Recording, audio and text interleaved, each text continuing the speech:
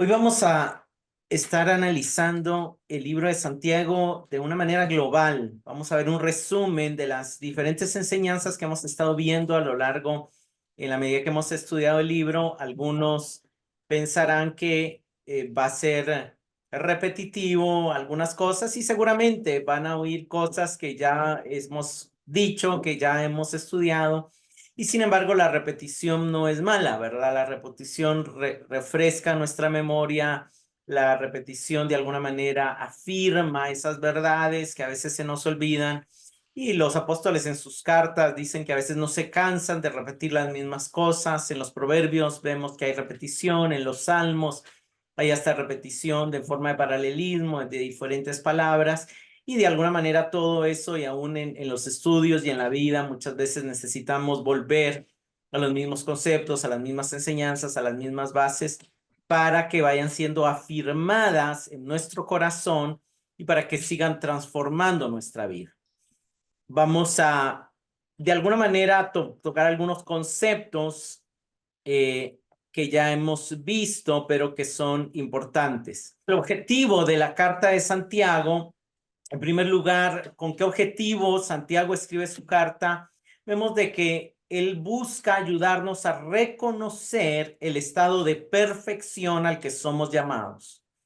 Eso también se entiende en la escritura como madurez y de alguna manera su consecuente paz. Ser pacíficos, ser maduros, ser perfectos, es de alguna manera es un concepto muy similar. Tener el shalom está conectado a ser perfectos y ser perfectos está conectado a alcanzar la madurez. Y esto es lo que Santiago busca ayudarnos a reconocer y de alguna manera él nos muestra de que eso lo vamos a alcanzar cuando hacemos la sabia decisión de elegir la sabiduría celestial por encima de la terrenal. Obviamente, una de las cosas que estuvimos viendo y que de alguna manera tuvieron que haber impactado nuestro corazón es que Santiago hace cita y muchas veces eco y alusión a las palabras de Jesús. Uno de los llamados claros de Jesús en el Sermón del Monte fue: sean perfectos como vuestro Padre en los cielos es perfecto. Santiago de alguna manera trae un eco de ese mismo llamado, pero de forma diferente, y de alguna manera podríamos expresar en palabras que el objetivo de la carta, el mensaje de Santiago es: alineen sus vidas según la sabiduría celestial para que sean perfectos, completos y maduros, y así también bienaventurados. Lo interesante de Santiago es que él no da una serie de pasos, no da una fórmula mágica, sino da consejos simples, a veces de manera desordenada, a veces pareciera desconectados, pero son consejos básicos, simples, que se aplican a áreas claves de nuestra vida. Eso obviamente lo vamos a estar viendo. Más adelante seguimos con la meta de vida propuesta. Santiago nos propone claramente una meta de vida. Nos pone algo que debe direccionar nuestra vida y obviamente lo pone al inicio de su carta, pero lo repite en el capítulo 3 y es un término que es clave. La palabra en el griego teleios, que se traduce perfecto, que se traduce también completo y que también se puede traducir maduro, la encontramos aplicada a nosotros de manera muy clara y específica como meta de vida en el capítulo 1 y verso 4. Dice, Santiago obviamente empieza llamándonos a tener gozo cuando nos hallemos en diversas pruebas, porque la prueba produce paciencia y la paciencia madura nuestro carácter, pero dice que esa paciencia tenga su perfecto resultado, o sea, su teleios resultado, su meta completa. ¿Cuál es esa? Para que sean perfectos y completos. Y es casi una repetición del mismo concepto, pero de alguna manera se puede traducir para que sean plenos y maduros sin que les falte nada, sin que les falte estabilidad emocional, sin que les falte paz, sin que les falte gozo, sin que les falte bendición. O sea, podemos estar completos aún en medio de pruebas. podemos tener esa resistencia, esa facilidad de que de alguna manera, yo creo que una imagen que nos ayuda es esa imagen de la casa construida sobre la roca que Jesús construye en su parábola, que están las pruebas en forma de viento, ráfagas, tormentas, huracanes y todo, pero la casa está completa, está entera, está firme, no se cae. Esa es la idea de la madurez espiritual, esa es la idea de tener como meta de vida esa capacidad de estar tan seguros, de sentirnos tan seguros en Dios, que pase lo que pase a nuestro alrededor, nuestra fe no desmaya, nuestro ánimo no se cae, nuestra estabilidad emocional no se debilita.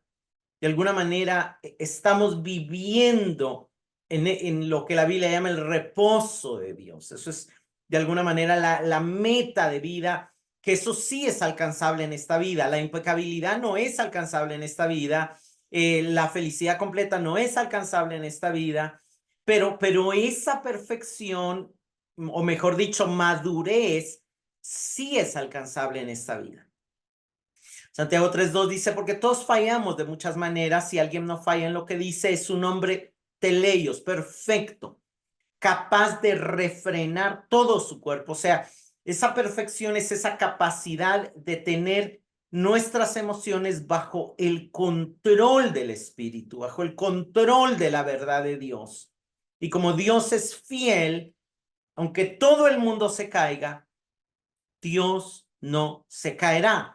Dios no dejará de ser, Dios no dejará de estar, su amor no dejará de estar sobre mí, porque nada me separará de su amor, pero esa es una verdad que llega a ser real en la medida que avanzo a esa perfección, que avanzo a esa madurez. Esa palabra perfecto, como ya dije, también es maduro, pero también tiene que ver con ser íntegro, estar entero, ser coherente con mis pensamientos, mis acciones, mis palabras, mis emociones.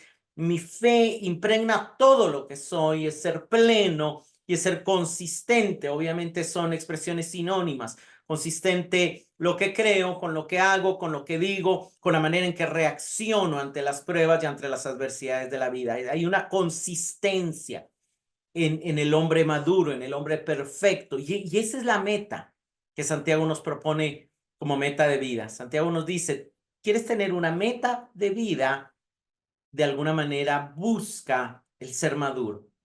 Eso obviamente es también sinónimo y paralelo a buscar ser como Jesús y a buscar vivir para la gloria de Dios. Mientras más consistentes somos, Dios es más glorificado. Mientras más consistentes somos, más estamos siendo como Jesús, porque Él fue un hombre perfecto, íntegro, maduro, consistente en todas sus acciones, pensamientos, palabras, reacciones, emociones. Es interesante que obviamente este término es clave porque Santiago lo menciona 7 veces en su carta, y el 7 en la Biblia es un número de perfección y es un número de importancia.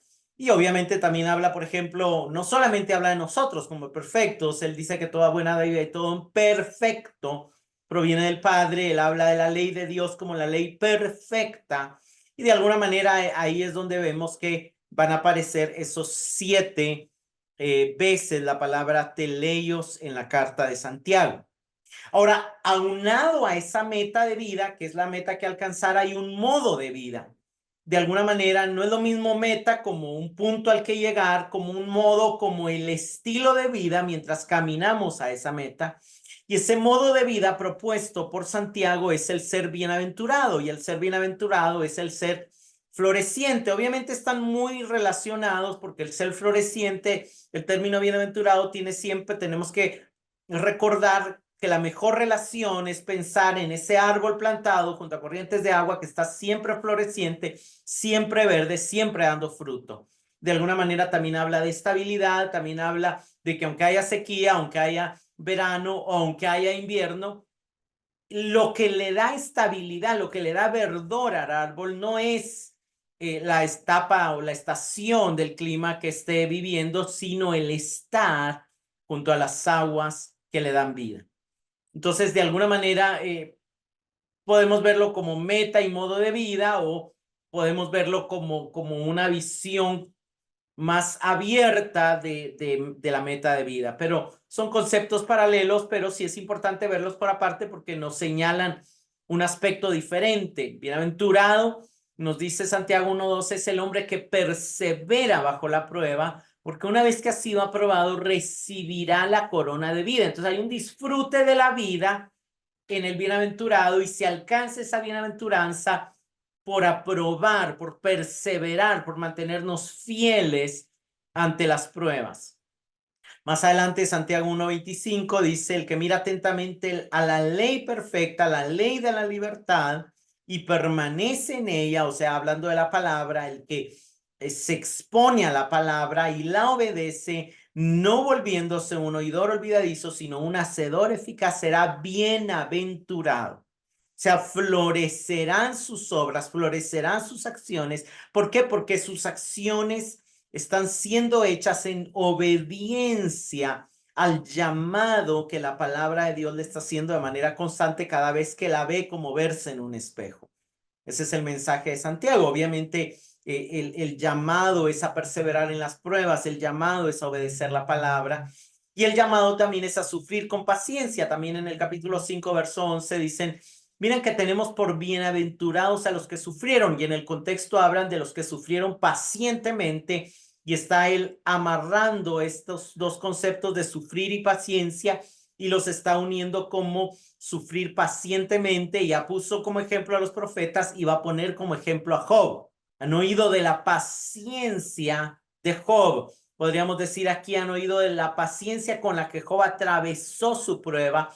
Y eso no quiere decir que Job no tuviera momentos de angustia, no tuviera momentos de expresar su queja, no tuviera momentos de sincerarse con Dios, pero de alguna manera él perseveró, no quiso atribuir a Dios despropósitos, no quiso maldecir a Dios como su mujer le dijo que lo hiciera, no negó a Dios, sino él solamente inquirió, solamente llamaba, pedía audiencia con Dios, pero desde la súplica, no desde la arrogancia, no desde el ateísmo, sino desde una súplica.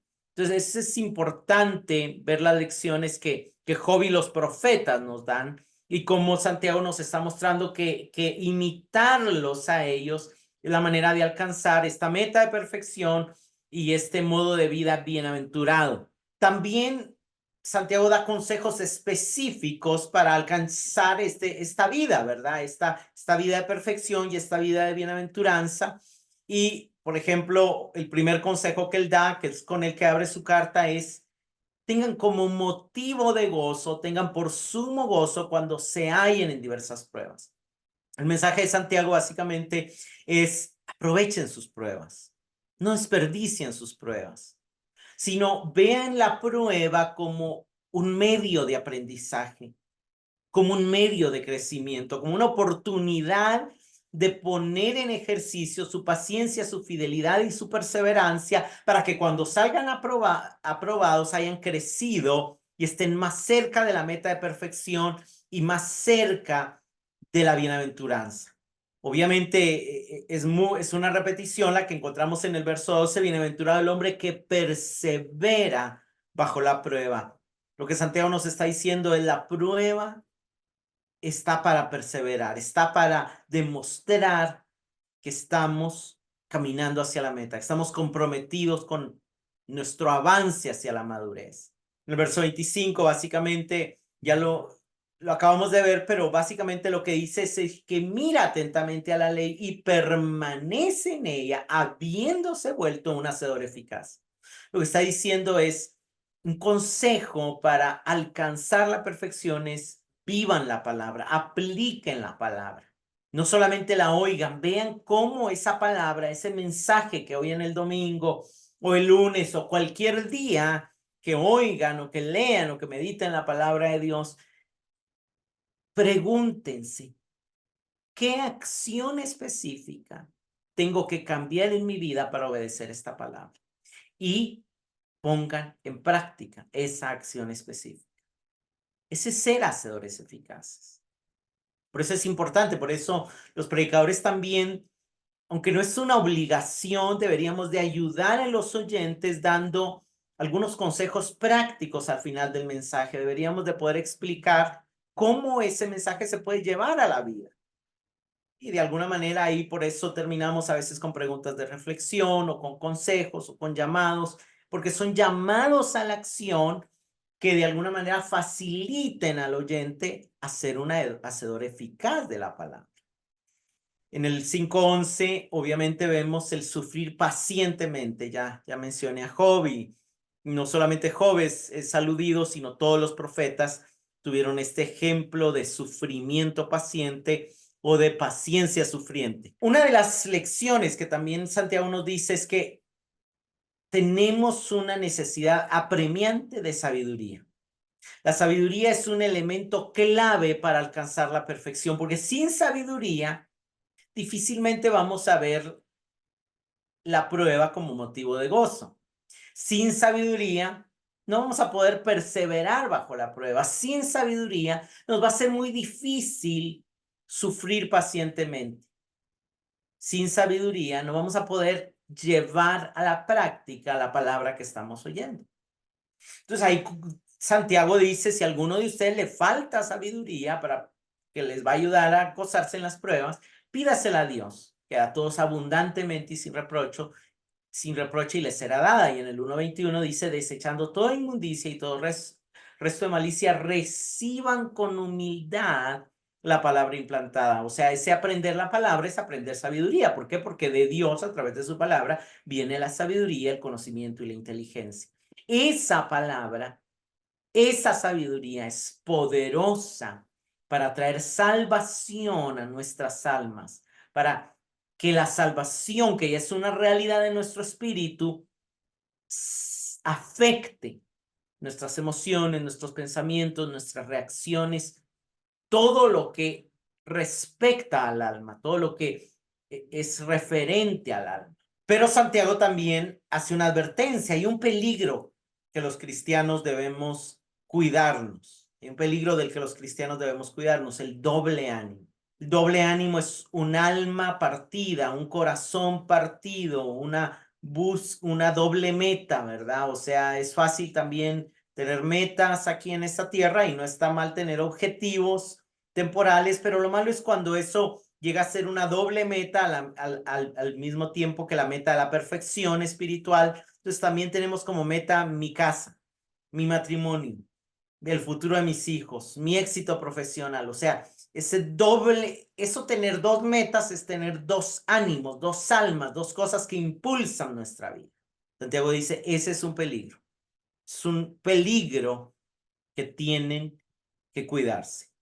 Cuando habla de pedir sabiduría, que es algo que necesitamos y nos urge tener, dice, pero pida con fe sin dudar.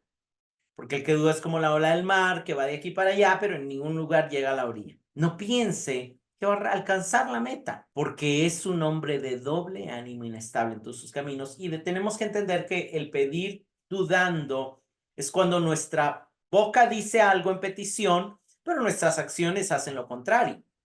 Pedir con fe no solamente es pedir convencidos de que Dios nos lo va a dar, sino es pedir acompañando la petición acciones que demuestran que yo realmente quiero eso, que yo realmente anhelo que Dios me haga hacedor de la palabra, me haga sabio, me dé sabiduría. Santiago 4:8 también dice, acérquense a Dios y Él se acercará a ustedes, limpien sus manos pecadores y ustedes de doble ánimo purifiquen sus corazones. En el contexto, y los está señalando claramente doble ánimo porque hay conflictos, porque hay guerras, porque sus deseos están divididos. Piden mal desde sus malos deseos, dice el inicio del capítulo 4, y entonces desde ahí viene la acusación, ustedes son de doble ánimo, porque Dios ha oído sus peticiones y se da cuenta que su corazón no es solo para Él, sino también tienen deseos egoístas centrados en ustedes, centrados en su beneficio personal, en su placer personal, pero que no buscan, que no son expresados o que no están naciendo desde el amor hacia Dios y desde el amor hacia otros, sino están naciendo desde un amor egoísta que no está pensando en los otros y que no está pensando en la gloria de Dios. son de doble ánimo y deben de purificar sus corazones. Ahora, ¿qué acciones evidencian el doble ánimo? Y de alguna manera, obviamente, el doble ánimo, la sabiduría terrenal, son casi que dos cosas que Santiago repite y donde agrupa varias cosas a las que tenemos que prestarle, ponerle lupa, prestarle atención y examinar si hay en nuestra vida como para trabajar en ellas. Una de las cosas es el dudar, ¿verdad? El dudar es no actuar para Santiago en consecuencia a la petición, lo acabo de explicar, ¿verdad? Pero a veces, hermanos, pedimos cosas y decimos, sí, yo quiero agradar a Dios, yo quiero crecer y todo, pero no estamos tomando acción, estamos agendando un tiempo para la oración, para la meditación de la palabra, para ayudar al pobre, para a veces ni para congregarnos. Entonces, obviamente, claro, ustedes los que están aquí están tomando una acción para crecer en su conocimiento y eso es muy bueno. Decidieron, por ejemplo, hoy o conectarse al Zoom o ver el video en YouTube, lo cual habla bien de que hay una fe que está queriendo realmente ser confirmada por las acciones. Otra de las cosas que va muy relacionada es el ser oidor olvidadizo. También tenemos que poner atención, hermanos, qué tanto llevamos a la práctica, qué tanto de verdad llevamos a nuestra semana del mensaje que oímos el domingo o como ya dije, el lunes o cualquier otro día, ¿verdad? O sea, tenemos que cuidarnos de ser oidores olvidadizos, de no obedecer la palabra. También algo de lo que tenemos que cuidarnos es de creernos religiosos y decir, sí, yo soy espiritual, yo soy cristiano, yo soy aquí, pero no hacer obras de misericordia, ni guardarnos sin mancha del mundo.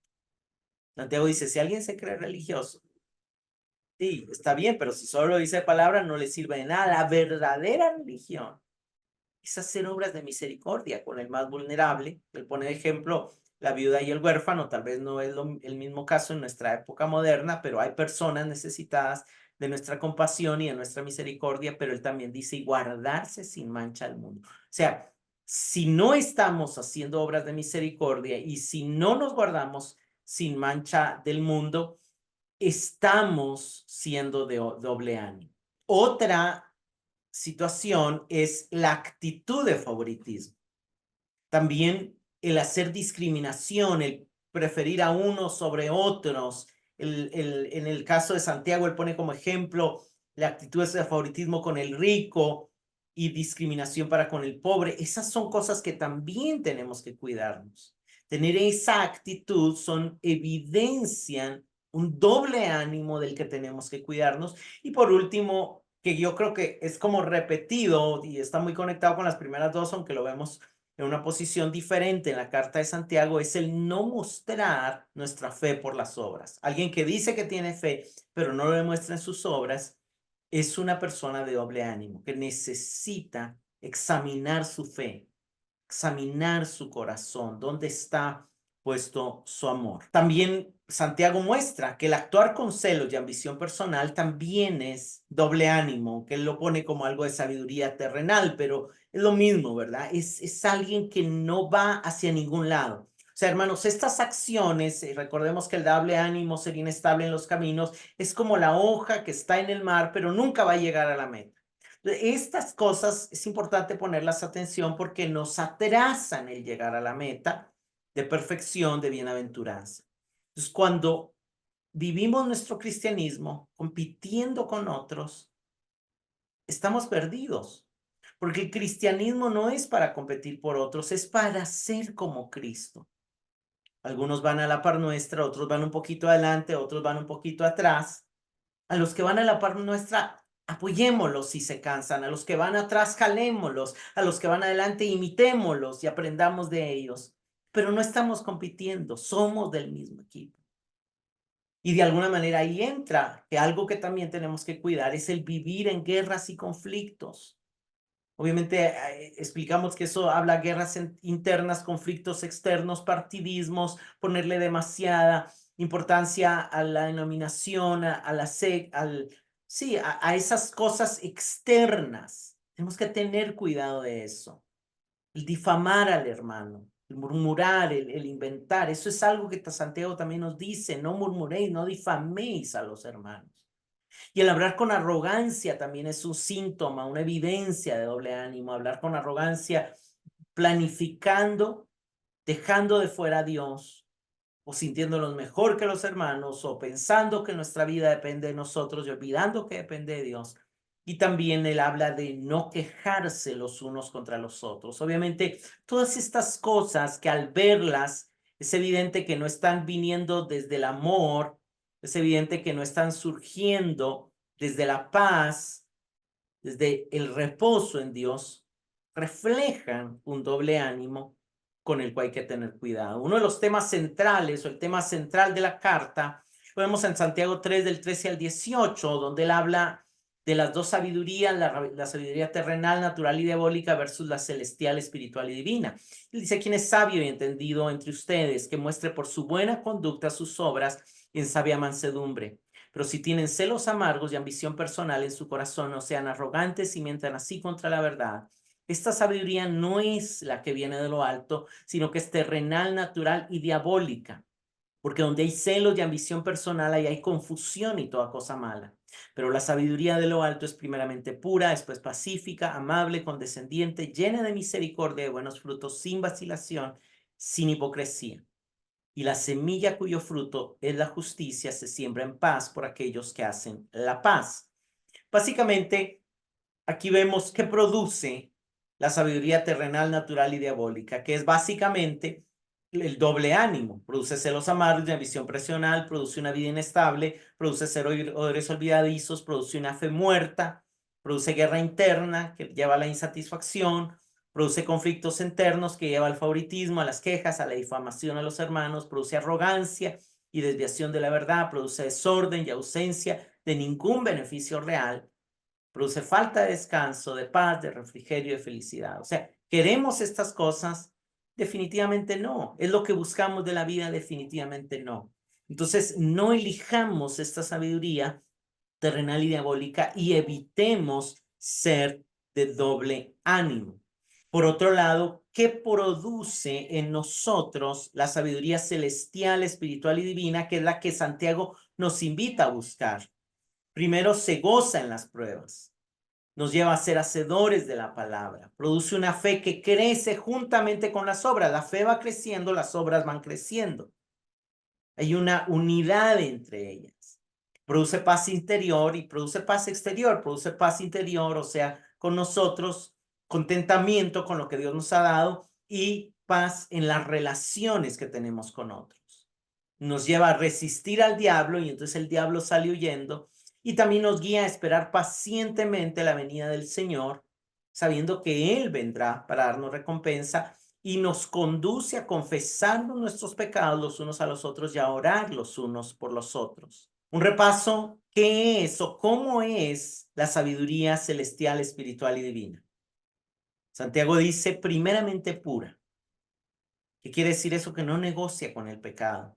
Las demás características nos hablan de esa tolerancia, de esa amabilidad, pero hay un límite, hay un no negociable.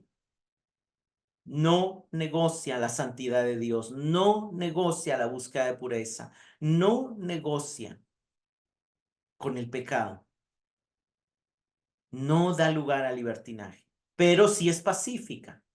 Procura el shalom propio y el de los demás, procura el bienestar, procura la paz, y entendiendo la paz como ese shalom que va más allá de ausencia de conflictos, sino que va con florecimiento, prosperidad, abundancia. Es amable, quiere decir eso de que es razonable y es imparcial.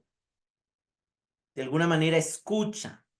Eso tiene que ver con ser condescendiente. Ser condescendiente es ser enseñable, abierto a la razón, al cambio de postura, al cambio de posición, llena de misericordia, buenos frutos, o sea, amorosa, sin vacilación, es decir, no divisiva, no partidista y sin hipocresía, sin fingimiento, sincera, genuina. Ahora, ¿cómo crecer en esta sabiduría celestial, espiritual y divina? Hermanos, Santiago, después de que da las características de esta sabiduría, que es la que nos invita a buscar, nos dice que esta sabiduría, como fruto de justicia, como fuente de vida y felicidad, la cosechan aquellos que trabajan por la paz.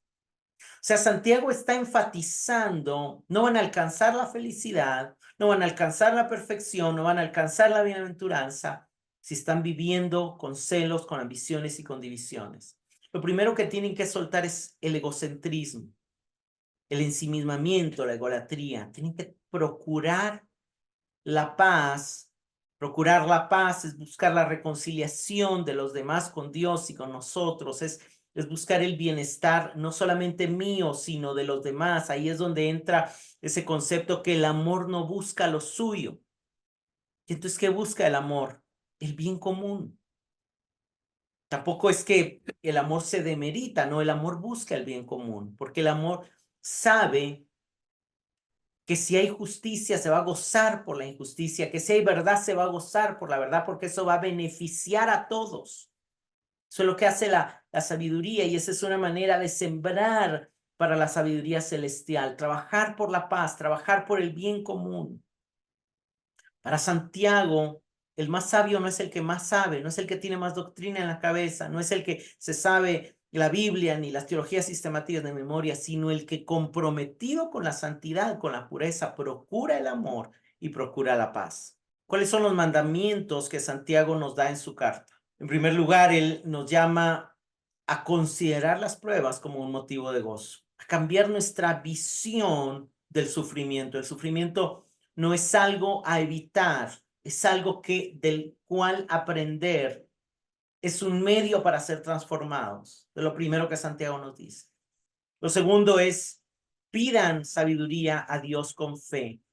Pidan y actúen en consecuencia de sus peticiones. Tengan una vida de oración acompañada de una vida de acción. Y ahí viene, sean prontos para oír y obedecer, y sean tardos para hablar y para airarse. Son mandamientos que Santiago nos está dando, que tenemos que repasar. Qué tan fácil nos enojamos, qué tan fácil hablamos, o qué tan fácil oímos, qué tan fácil obedecemos la palabra de Dios. También en el capítulo 2, él nos llama a no hacer acepción de personas y a mostrar nuestra fe por medio de nuestras obras de amor. ¿Por qué? Porque hay que cumplir la ley real, amar al prójimo como a nosotros mismos.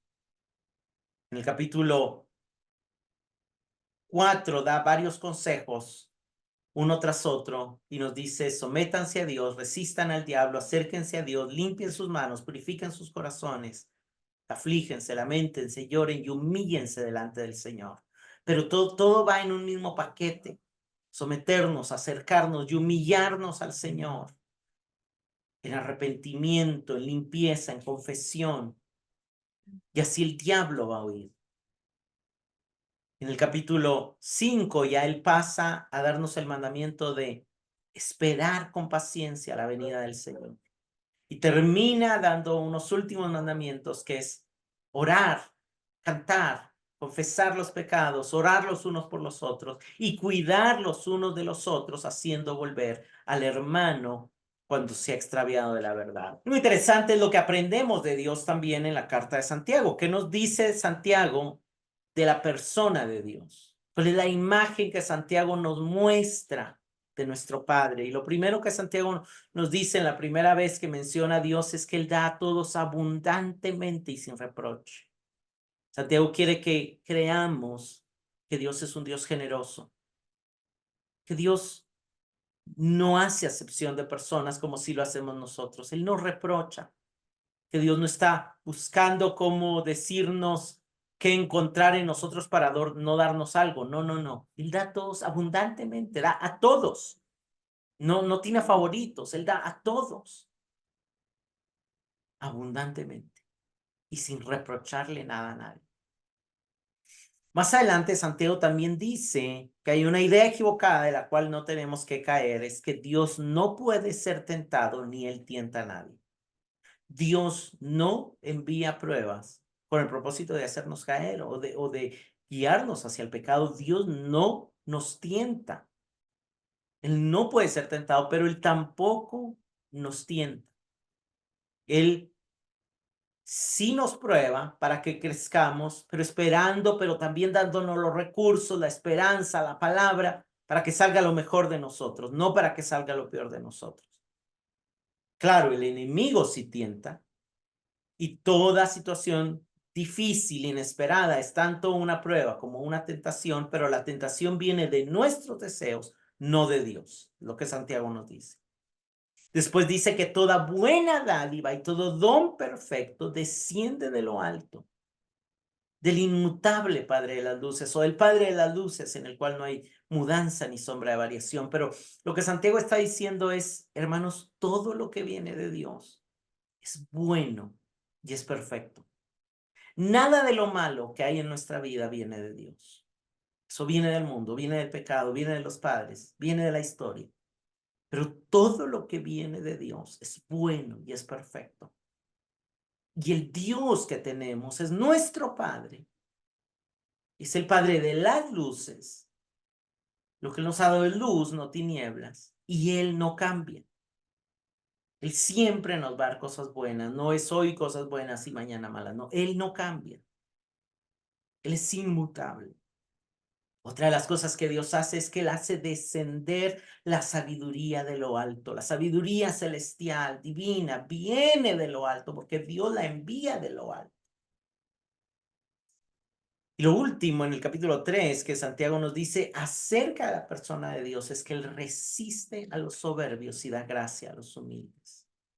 El Dios que tenemos es un Dios bueno, pero si nos llenamos de arrogancia, Él nos resiste.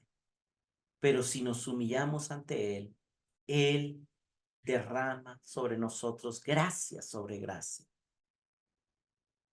También Santiago habla de lo que Dios hace por nosotros. Él nos dice que Dios por su voluntad nos hizo nacer por su palabra. Nos dio nueva vida. También dice que Dios ha elegido a los pobres de este mundo para que sean ricos en fe y herederos del reino. Eligió a los pobres, pero no para dejarlos pobres, sino para enriquecerlos, pero no necesariamente con riquezas materiales, porque esas son perecederas, vanas, sino con fe y con acceso al reino. También nos dice que si nos acercamos a Él, Él se acercará a nosotros. También nos dice que si nos humillamos ante Él, Él nos exaltará. También nos dice que en su segunda venida recompensará nuestra paciencia. Y también nos dice que Él está atento a las oraciones de su pueblo. Así que algunas de las enseñanzas en general del libro, de alguna manera haciendo un resumen, es que el favoritismo es lo opuesto al amor. Si amamos a nuestro prójimo, no podemos tener actitudes discriminatorias ni favoritismo. Debemos de amar a todos.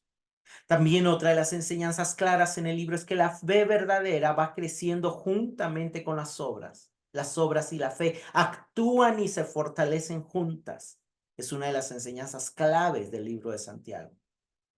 Y hablando obviamente no obras rituales, sino obras de amor, obras de misericordia, obras de compasión. También nos dice, nos llama a ser tardos para hablar. De hecho, tiene un párrafo grande sobre el tema de la lengua. Y de alguna manera termina ese párrafo diciendo que nuestro hablar a Dios y a los hombres debe ser coherente. No podemos bendecir a Dios y maldecir a los hombres. No debemos murmurar contra los hombres. Y en otra parte de la carta nos recuerda las palabras de Jesús, que no debemos de jurar, que no es ideal jurar. Obviamente no es una prohibición, pero no es lo mejor. Lo mejor es que nuestro sí sea sí, que nuestro no sea no, que seamos personas veraces, que se caracterizan por hablar la verdad. También él hace varias alusiones a la riqueza, advirtiéndonos del peligro de la arrogancia que produce la riqueza. La riqueza produce arrogancia en el hombre y eso produce que Dios termine resistiéndonos, que nos termine alejando de Dios en lugar de acercarnos. Y obviamente entendemos que no quiere decir que no podamos tener dinero, sino que eso no sea lo que más valora nuestro corazón. Nos habla mucho de la paciencia, de la perseverancia a lo largo de la carta, pero lo enfatiza en el inicio del capítulo 1 y en la segunda parte del capítulo 5, cuando habla de Job, de los profetas, de Elías. De alguna manera está impregnada la carta de ese llamado a ser pacientes, a sufrir pacientemente, a perseverar en la prueba. También habla, obviamente principalmente en la última parte de la carta, pero desde el inicio dice pidan con fe y en la última parte de la carta repite varias veces, ore. Pero también el último tema es el amor. De alguna manera se menciona con mucha importancia la ley perfecta de amar al prójimo como nosotros mismos, pero hay un llamado a ese amor en que si vemos a alguien tener necesidad, le ofrendemos. Hay un llamado al amor en hacer volver al hermano que se extravía de la verdad. Hay un llamado al amor cuando dice confiésense sus pecados unos por otros, lloren los unos por los otros. Hay un llamado al amor al llamarnos a no hacer favoritismo. O sea, el amor que nos lleva a cuidarnos mutuamente también es un tema que impregna toda la carta. Y es un llamado constante, obviamente, de ese mandamiento de Jesús, ¿verdad? De amarnos, de ser uno de los mandamientos principales. Como resumen, para ir cerrando, William Barner comenta, en la carta hay un progreso alrededor del tema de que la perfección nace de la sabiduría celestial, no solo de una serie de normas morales. Está escrita con anticipación de la manifestación gloriosa de Jesucristo en su segunda venida.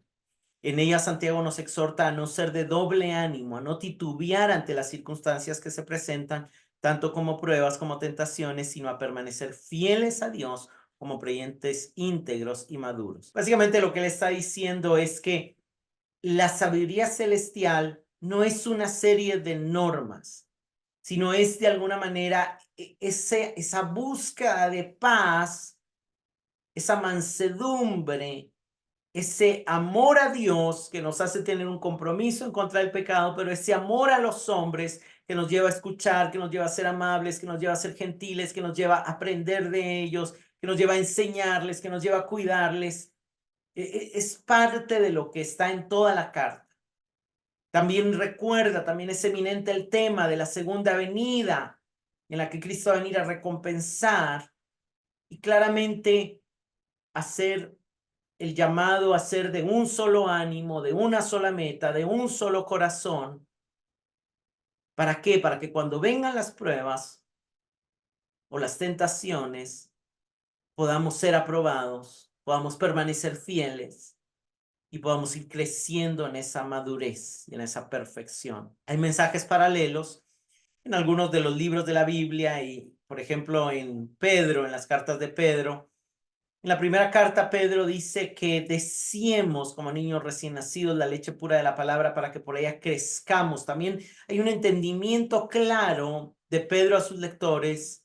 No pueden quedarse iguales, tienen que ir creciendo, tienen que avanzar, tienen que madurar. En la segunda carta también vuelve a escribir: añadan a su fe virtud, a la virtud conocimiento, luego dominio propio, luego perseverancia, luego piedad, luego fraternidad, luego amor. O sea, deben de ir avanzando, deben de ir añadiendo cosas a su vida. No se pueden quedar con la fe. Tienen que añadir obras, tienen que añadir un mayor entendimiento, un mayor dominio de sus emociones, una mayor perseverancia. Vemos que esos temas están en la carta de Santiago.